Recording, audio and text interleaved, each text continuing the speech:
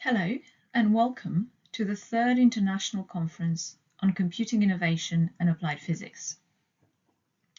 I am Ella Haig, an Associate Professor in Artificial Intelligence in the School of Computing at the University of Portsmouth in the UK. Today, I will talk about artificial intelligence at the crossroads, challenges and opportunities.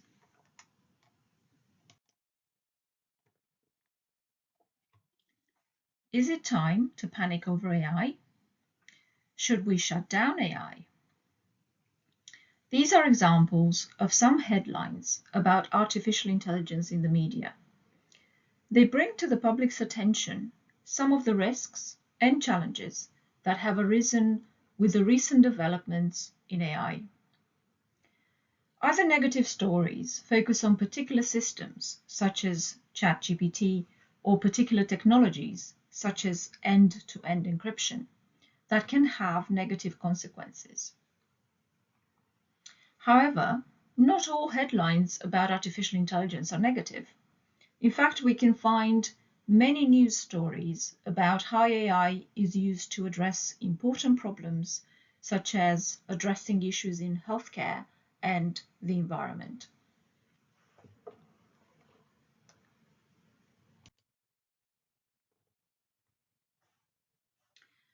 Given this complex picture, AI has been talked about as a disruptive technology.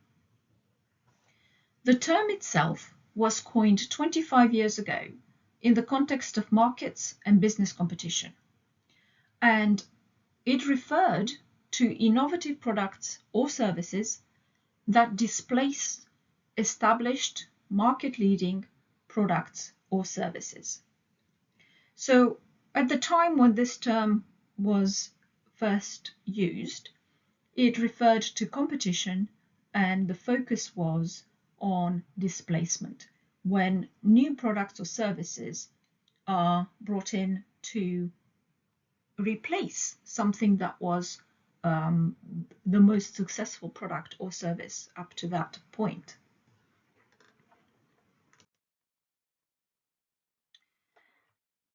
That definition has evolved somewhat since that time.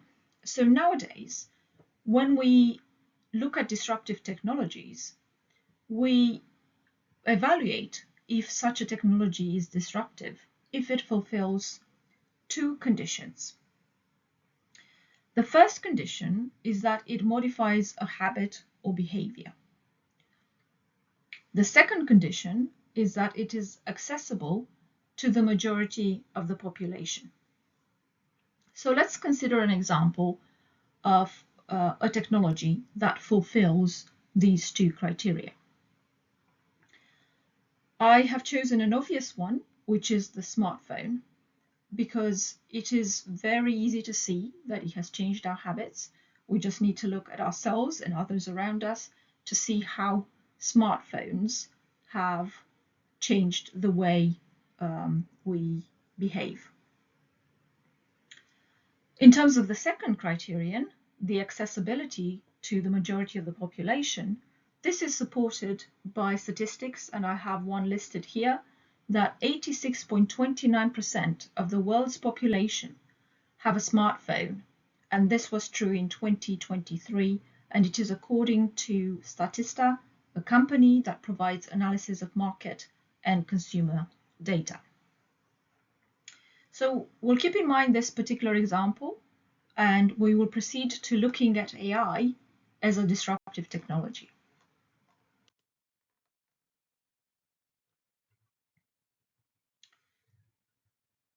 There are many aspects of AI that people consider to be disruptive, and one key element that enabled its rapid development is big data.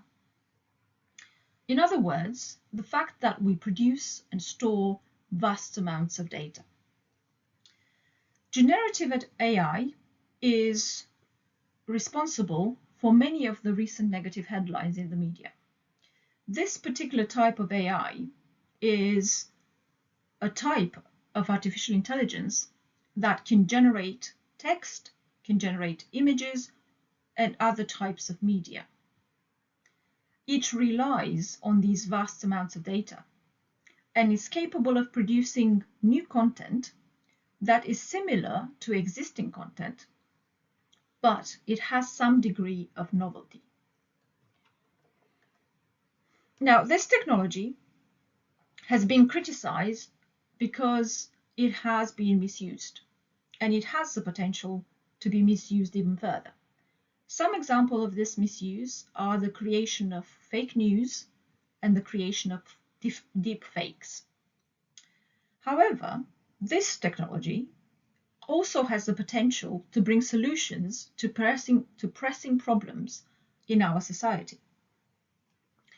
For example, in May 2023, an article was published in the famous journal Nature that showed how large language models, such as the ones used by ChatGPT, how these models can be used to improve antibody therapies against COVID-19, Ebola, and other viruses.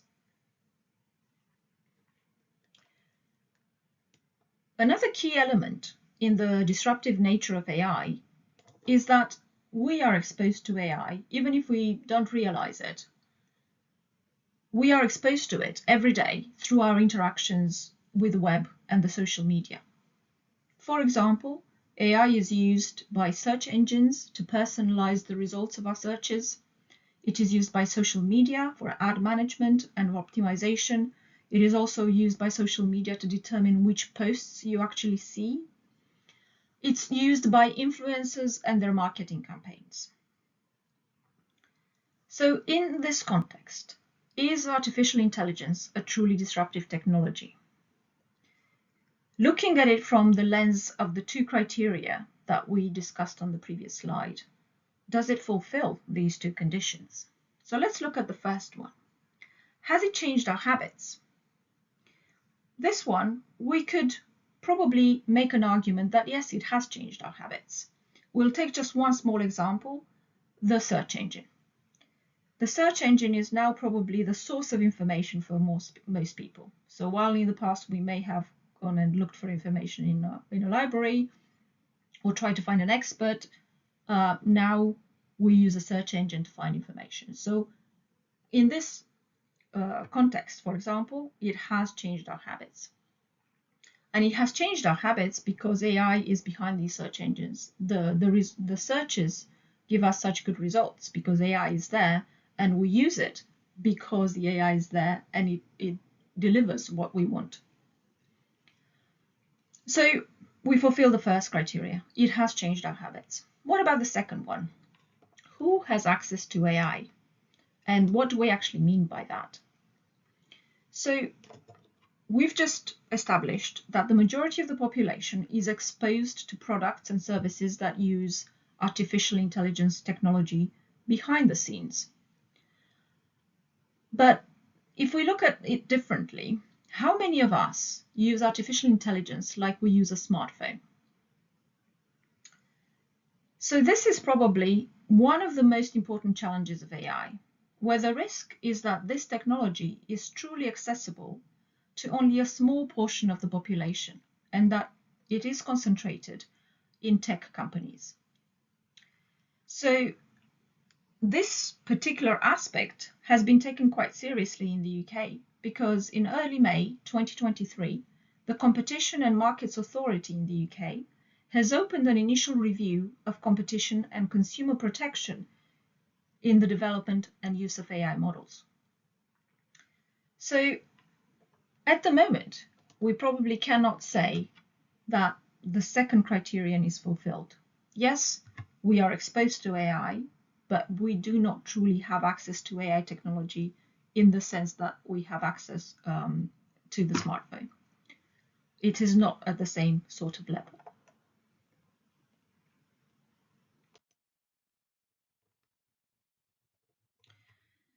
In addition to the risks and the challenges that I've already mentioned, there are other broad challenges that need to be addressed in relation to artificial intelligence. Algorithmic bias and ethical and legal issues around artificial intelligence have been flagged by academics prior to the year 2000. So we've been aware about these issues for quite a long time in academia.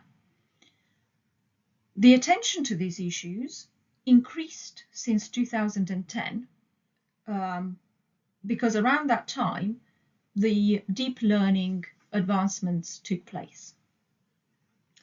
And we're still talking about these issues, and we cannot say at the moment that we have any particular standard solutions to algorithmic bias or how to address ethical issues. Even more thorny is the legal aspect, and we have lots of different scenarios where we do not actually have the tools to assess if it is legal or if it's not legal, if it still should be done, if there are any risks involved with that. The legal issues have generated quite a lot of debate, and we have two extremes in this area. We have people of the opinion that legislation and regulation is near impossible because we're dealing with such a complex information environment that it is virtually impossible to impose regulation and legislation in this area. So that is one extreme. At the other extreme, we have people who would like to impose very, very strict regulation and legislation on everything that is related to technology. In terms of what is going on at the moment, we have different parts of the world introducing different aspects related to regulation and legislation with regards to AI. So debates have been taking place all across the world with some legislation coming into place in some areas. And we have recommendations from a number of countries in the world. So we have the European Union, we have the UK, we have Australia, and although things are slower in the US, there are indications that something will happen there as well.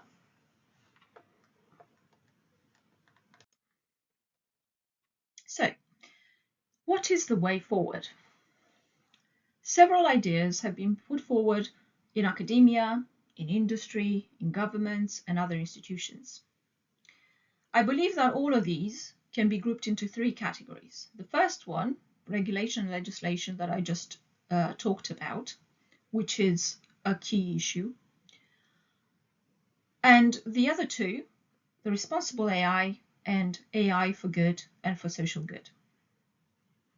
Responsible AI is about all stakeholders taking responsibility in all the stages of AI development and use. So this is all of us. So it's not just the tech companies that develop the AI, but it's us and how we use it.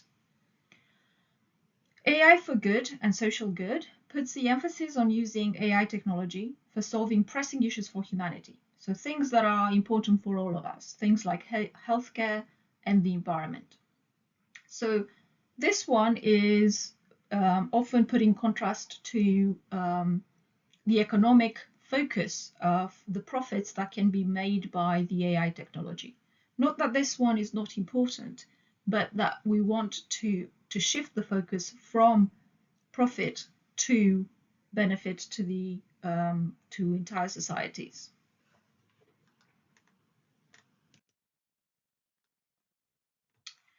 I will now talk about some of my research, and in particular, I will talk about two projects. Two quite challenging projects where AI can provide some solutions. This research was done in collaboration with other researchers, academics, and Ph.D. students at the University of Portsmouth. And you can see the names of these people on this slide.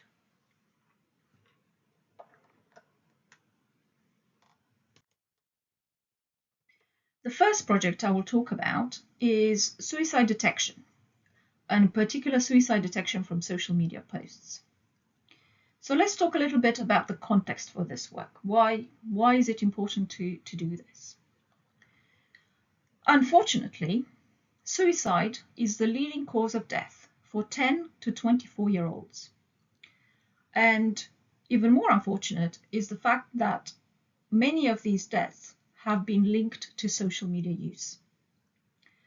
You may be aware of the reporting of the tragic death of Molly Russell, a 14-year-old who died after months of exposure to posts related to suicide, self-harm, and depression on social media.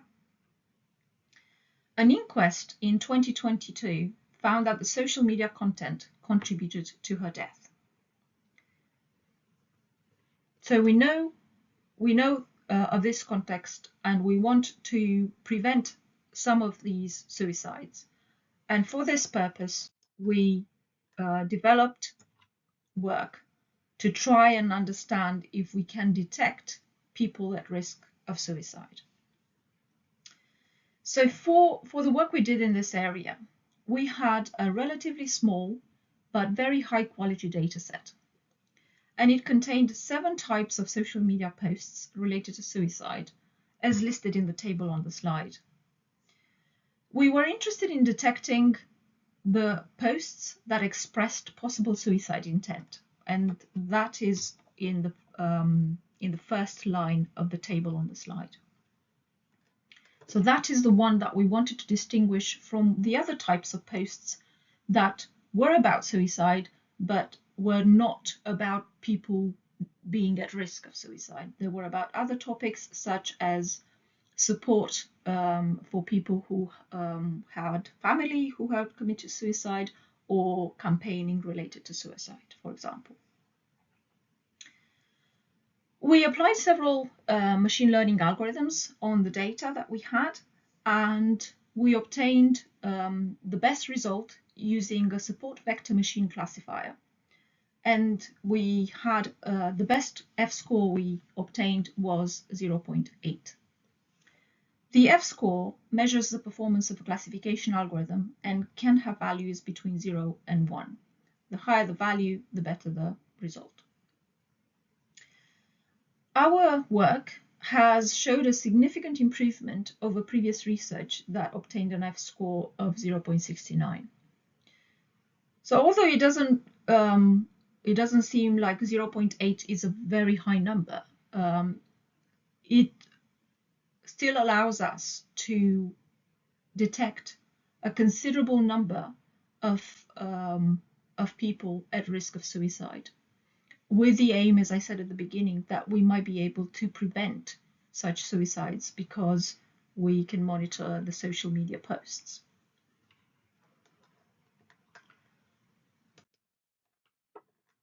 The second project I would like to talk about refers to microaggressions, and the focus in this project was racial microaggressions.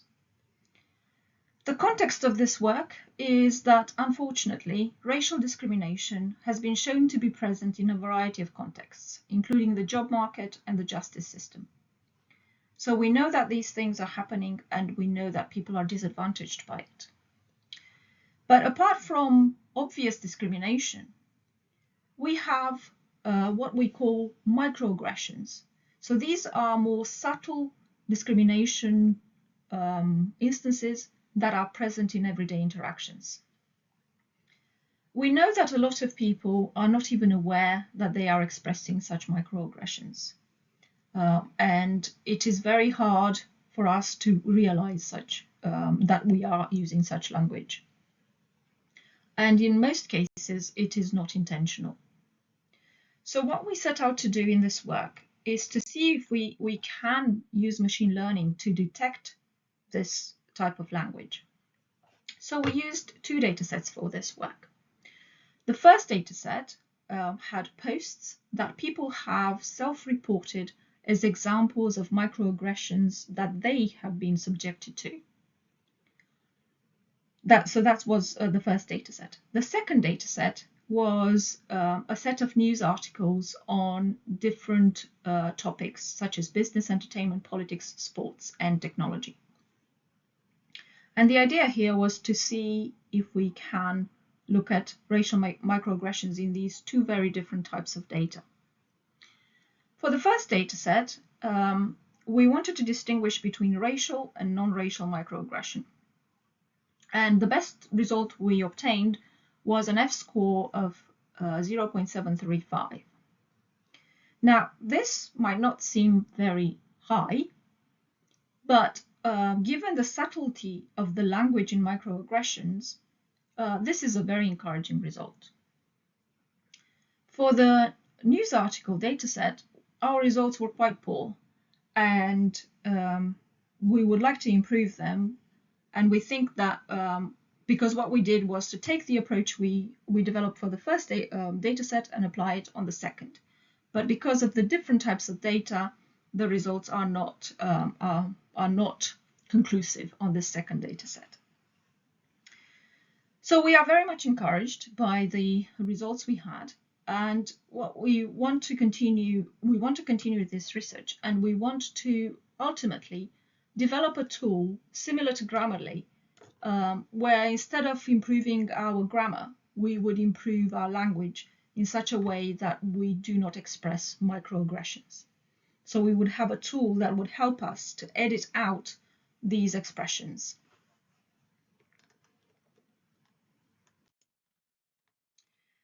So in summary and conclusion, artificial intelligence is here to stay, and we have plenty of examples where it can be used for good and social good. But we also know that there are risks and that they need to be mitigated. And however difficult it might be, we probably can't do it without regulation and legislation. Thank you very much for your attention, and I hope you enjoy the rest of the conference.